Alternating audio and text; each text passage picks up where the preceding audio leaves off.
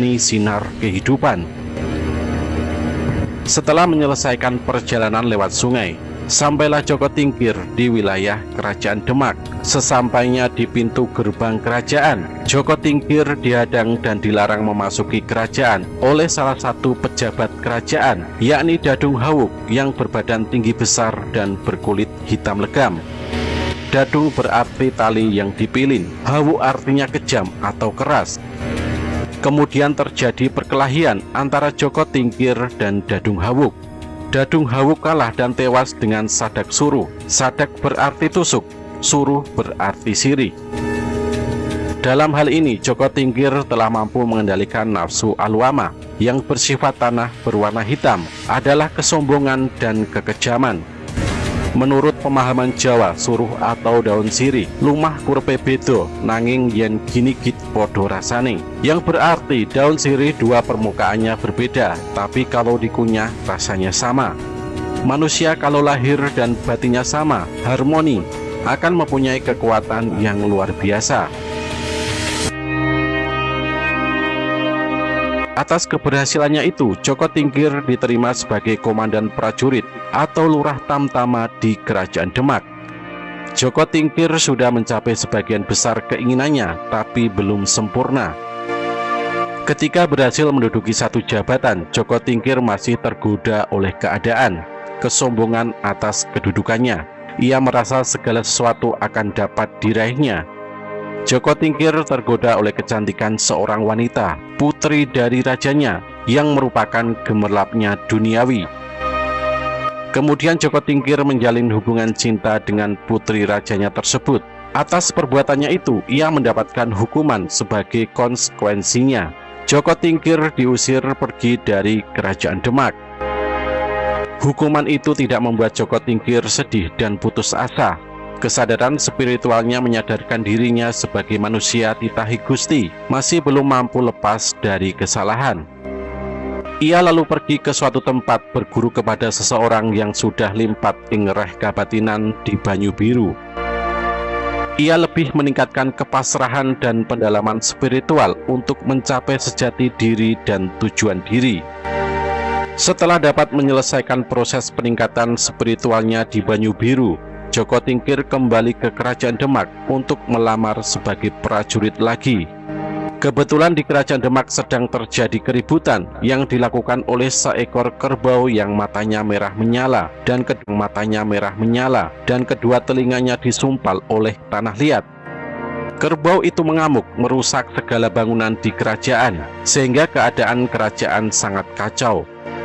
Kemudian dengan ketenangan dan kesempurnaannya, Joko Tingkir dapat menaklukkan dan membunuh kerbau itu dengan hantaman telapak tangan kanannya.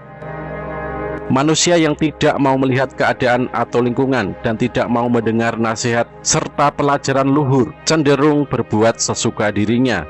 Akhirnya akan hancur oleh perbuatan dan tingkah lakunya sendiri.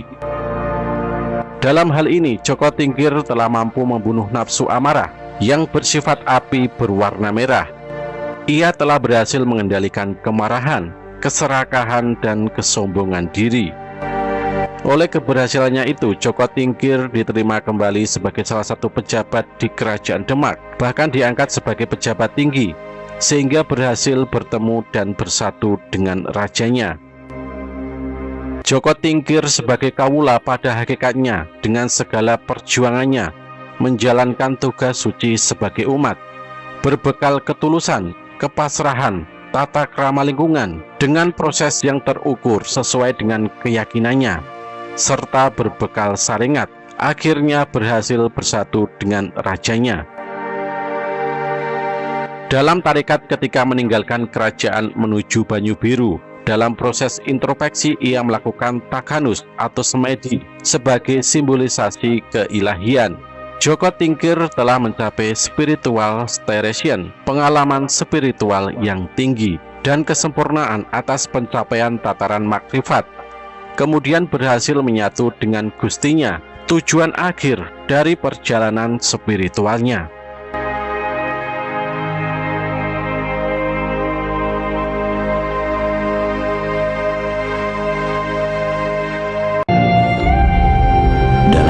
tradisi Jawa, Joko Tingkir atau Mas Karebet atau ejaan Tionghoa Peng Kingkang adalah pendiri sekaligus raja pertama Kerajaan Pajang yang memerintah tahun 1549 hingga 1582 dengan nama Sultan Hadiwijaya.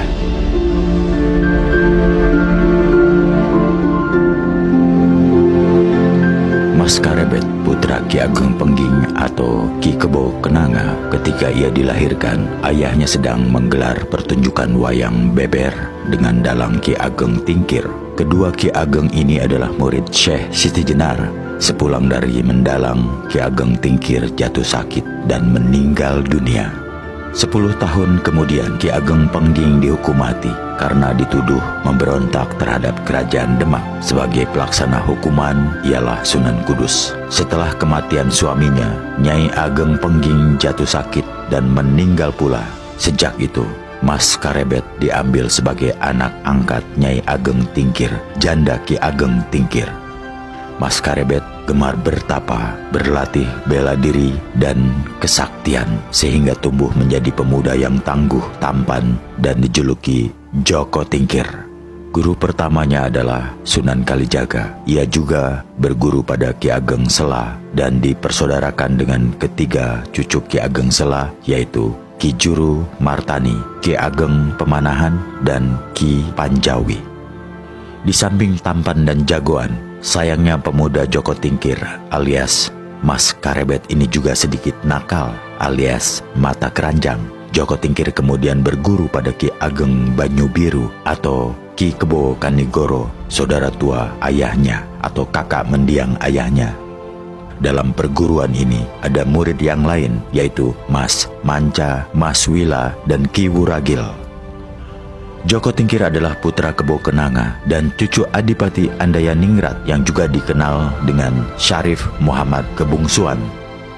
Babat Tanah Jawi selanjutnya mengisahkan, Joko Tingkir ingin mengabdi ke ibu kota Demak. Beberapa kejadian menarik mengikuti Joko Tingkir, baik dalam perjalanan menuju Demak maupun pada saat mengabdi di Demak. Para pujangga zaman dulu mempunyai kebiasaan atau semacam kode etik berupa menghaluskan kisah atas suatu kejadian yang menyangkut raja atau istana yang kurang sepantasnya diceritakan dengan menggunakan kisah kiasan. Ada beberapa kisah kiasan yang mengikuti perjalanan hidup Joko Tingkir alias Mas Karebet. Dalam perjalanan ke Kerajaan Demak, zaman dahulu sebagai alat transportasi dipergunakan getek atau rakit bambu melalui sungai. Joko Tingkir ditemani oleh teman seperguruannya, Mas Manca, Mas Wila, dan Ki Wuragil. Versi kisah kiasan dari pujangga dikisahkan bahwa dalam perjalanan itu di Kedung Srengenge, Kedung adalah bagian sungai yang dalam, Joko Tingkir diserang oleh segerombolan buaya. Karena jagoan, Joko Tingkir berhasil mengalahkan buaya-buaya tersebut. Dan sebagai tebusannya dalam melanjutkan ke Demak, Joko Tingkir dikawal oleh buaya-buaya di sebelah kiri, kanan, depan, dan belakang sebanyak masing-masing 40 ekor. Para pujangga pun menciptakan gending atau lagu atas kejadian tersebut yang terkenal hingga kini, yaitu lagu Sigra Milir. Kejadian sesungguhnya atas versi kisah kiasan tersebut adalah ketika tiba di suatu desa dalam perjalanan ke Demak, Joko Tingkir melihat di tepian sungai ada beberapa gadis yang sedang mencuci baju.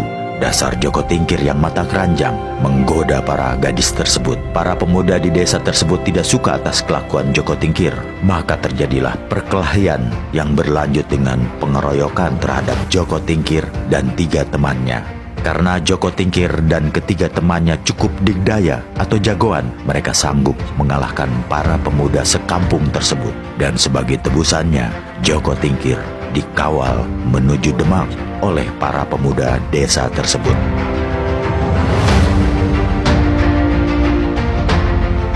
Sesampainya di Demak, Joko Tingkir tinggal di rumah pamannya, yaitu Kiai Ganda Mustaka atau saudara Nyi Ageng Tingkir yang menjadi perawat Masjid Demak yang berpangkat Lurah Ganjur. Joko Tingkir menarik simpati Raja Demak Sultan Trenggana atas suatu kejadian di Istana Demak. Dalam tradisi tradisi Jawa